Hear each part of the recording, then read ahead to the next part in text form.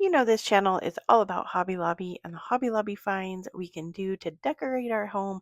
And so in today's video, we're going to head over to Hobby Lobby in the spring section and we're going to pick up some of their newest spring and DIY crafts to do for your home. This year's Hobby Lobby spring section has gone viral for its diamond art, so we picked up a very smaller version of what's going on in the actual spring area, but this is in the Easter section. This is a much smaller diamond art project that you can finish in a couple hours. So if you're new to diamond art or you're not somebody that wants to sit there for hours on end, this is going to be the project for you. If you've never done diamond art, everything comes in the kit. You get the stylus thing to put your diamonds on, you get a little tray, and then you get all of the diamonds to go on your project.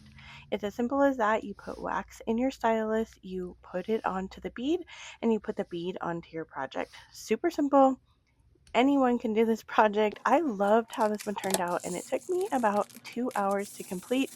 It has larger diamonds, it has smaller diamonds, and that really adds to the um, overall aspect of the project. But if you're looking to get into diamond art or you want to give it a try, or you're a seasoned diamond arter and you just want a really fun project for Easter, go pick this up in the Easter section. They do have a spring one as well, but I thought the bunny was super cute.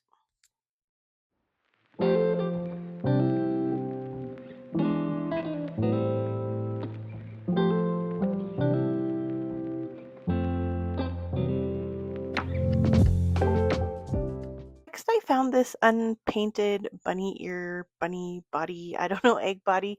It was super cute, and I saw these little polymer clay little pieces for Easter, and I thought it'd be cute as a shaker. So we're gonna go ahead, add about 3 packages to this. I had originally started with one, but it's definitely not enough, so add as you want. I wanted to show you what it looked like here first without doing any kind of painting. You could leave it as is if that is your style. I did go back and get some lavender paint, and I'm going to paint the outside with lavender paint, and then we're going to take some white paint and we're going to go around the ears. We're going to do both ears and then both of the feet and the hands, just to give it a little dimension and to make it look a little bit more like a bunny. And then I do go ahead, open it back up, and paint the back of it, inside back of it, with some white paint. And I think this is adorable, super easy, definitely quick, and anyone can make this one.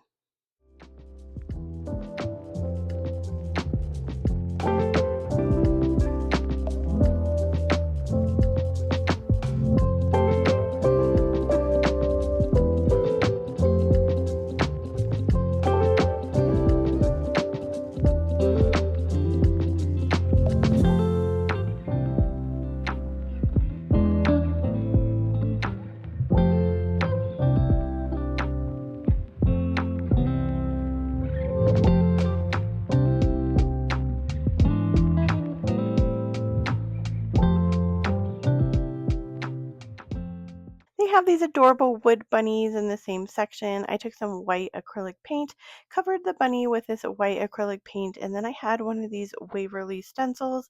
I've had this one a really long time, but I love the pattern. We're going to take that same lavender paint and we're going to be using it to stencil on the design to our bunny. This is a Dollar Tree stencil brush, nothing fancy. They are my favorite. I found these Happy Easter little cutouts in the same section. We're going to go ahead, use the lavender paint, cover our Happy Easter, and then we're going to use some hot glue, attach Happy Easter to the front of our bunny, and that is it for this one. It gives a really high-end look for not much effort, and I love how this one turned out.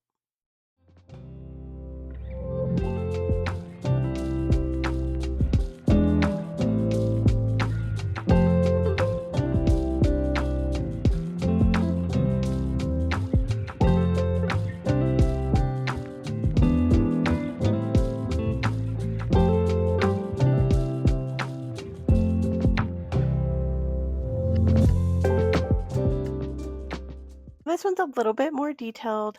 You're going to pick up a bunny wreath also in the same area. And then I found these chains. They are paper. I went ahead and picked up two packages for this.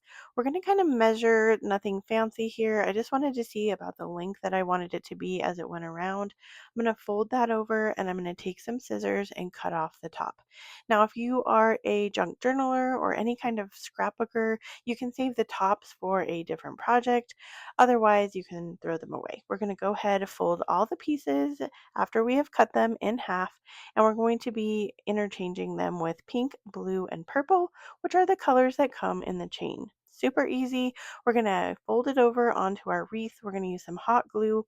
We're going to glue the top, and then you also want to glue it to the wreath frame. I forgot to do the first piece like that. I went ahead and fixed it by just adding some hot glue onto the frame and then sliding the piece of paper back over onto it. After that, I went ahead and put some hot glue on each of the pieces as I'm going along. But we're just going to attach it there, make sure it is on there with the glue, and then you're going to continue this process and you're going to go all the way around the wreath. Super easy, nothing fancy. Once you get all the pieces around the wreath, then we're going to tackle the ears.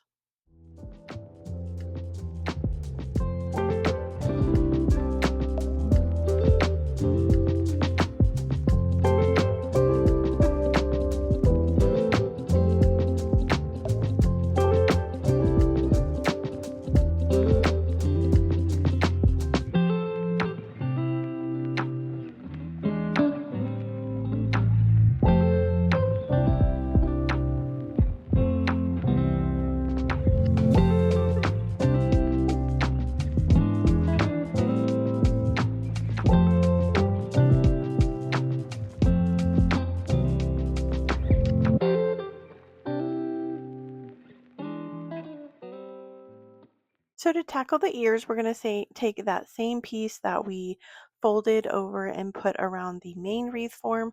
We're going to fold it in half, but then we're going to cut it in half again this time. And then we're going to take our two pieces and fold those in half. They're going to be obviously half the size of the piece that we put around the main wreath frame. We're going to go up to the ear and doing the same process. We're going to attach it inside of the metal piece, adding some hot glue. We're going to put hot glue on the frame, and then we're going to put hot glue at the top of our piece of paper. You're going to do this all the way around the ears. Now, it gets a little tricky when you get into the inside of the ears, and I'm going to show you how to fix that so the overlapping pieces don't show. Now, once you have all the pieces on the ears, you're going to see here that there is some overlapping. I just took a mat and my X-Acto knife, and we're just going to cut out the extra pieces that are hanging over with my X-Acto knife. It comes right off because, like I said earlier, this is paper, so it's not super hard, and you're just going to remove those pieces so then you just have the overlapping ears. I have some ribbon that I got during Christmas at Hobby Lobby when it was like a 90% clearance. That is the best time to find the ribbon that is not Christmas looking that you can use for other times of the year, which this reminded me so much of Easter colors. I'm really glad I picked it up.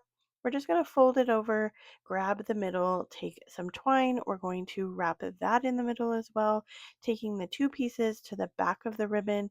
That way your knot does not show. You're just going to tie it in a good knot and snip those pieces off. We're going to lay our bow into the middle where we had a little bit of the wreath form showing.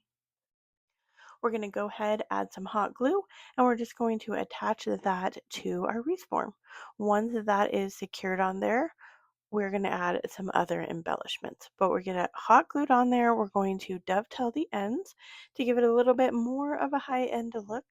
And then once we have our ends dovetailed, we're ready to add our last piece. And for our last piece, we're going to be adding some florals.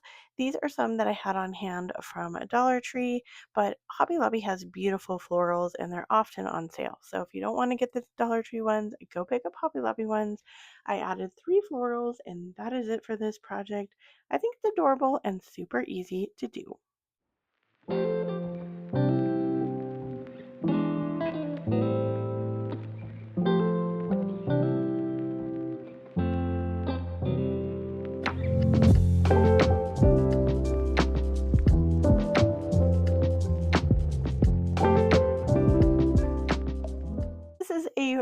fun project for a Easter basket. This could also be a planter too. I realized I didn't have any plants to put in here on hand, but I definitely think that's what I'm going to turn it into. If you make it, let me know if you're going to use it as an Easter basket. But they have this really cute wreath decoration that has the bunny feet and ears. I'm just going to fold the metal pieces down. Those are to attach it to a wreath if you're using it for a wreath. Using hot glue, I'm just going to glue over the metal piece and glue it onto this basket. The basket also came from Hobby Lobby. I'm going to take the ears, doing the same thing, only this time I'm going to fold the metal pieces inside to the top of the ears because we're going to glue these on the inside of the basket.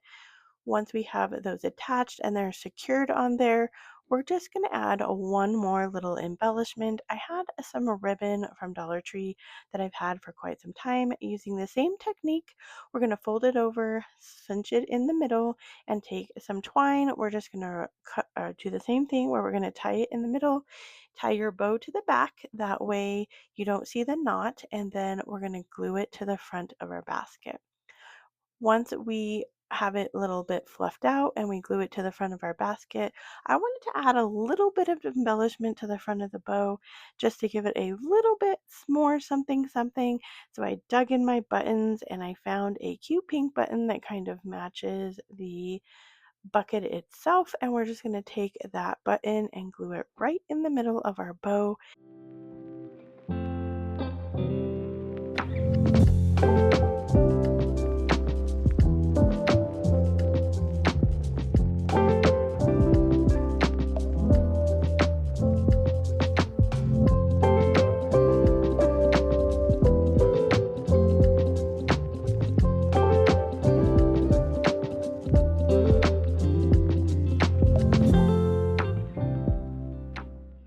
I love all things Hobby Lobby, and if you do too, follow me over to this video and we can keep on crafting together.